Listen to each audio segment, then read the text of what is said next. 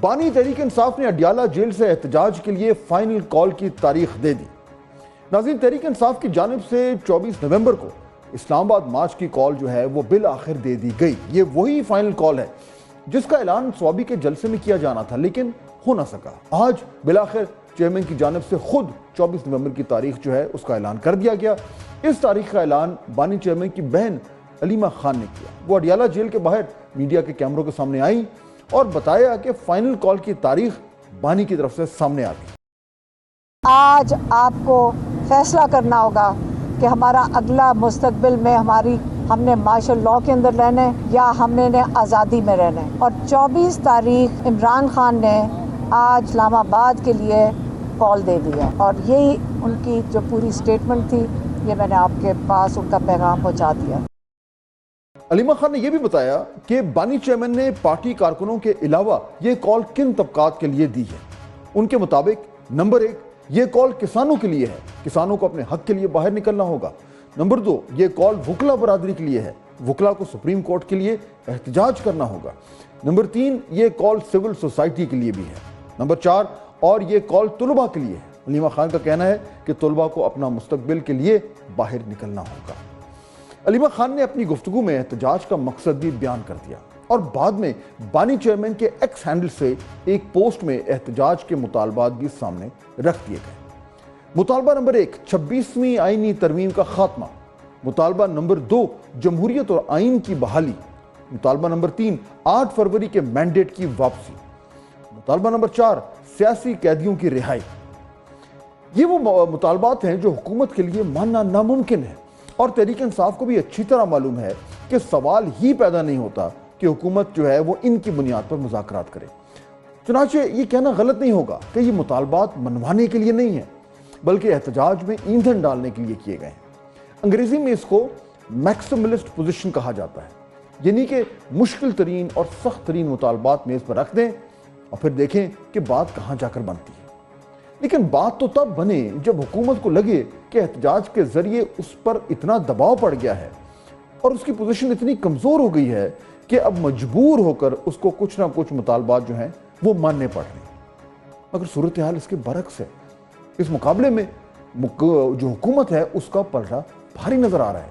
وہ تحریک انصاف کے تمام احتجاجی کارروائیوں پر بآسانی قابو پا چکی ہے۔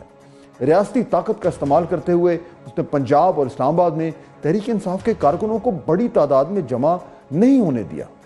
مسئلہ صرف کے پی کا ہے۔ اس لیے اگر یہ کہا جائے کہ تحریک انصاف کا بطور پارٹی یہ بہت بڑا امتحان جو ہے جو سامنے آ رہا ہے تو شاید یہ غلط نہ ہو۔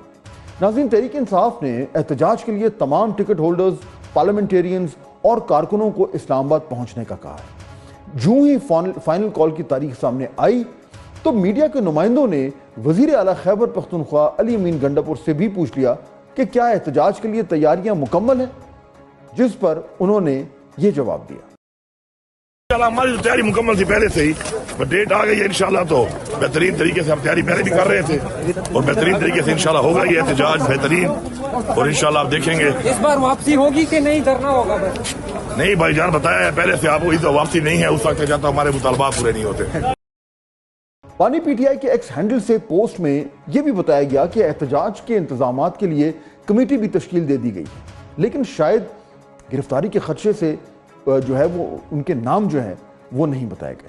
یعنی احتجاج کے دوران بات چیت کرنے اور احتجاج ختم کرنے کا اختیار بھی کمیٹی کے پاس ہی ہوگا۔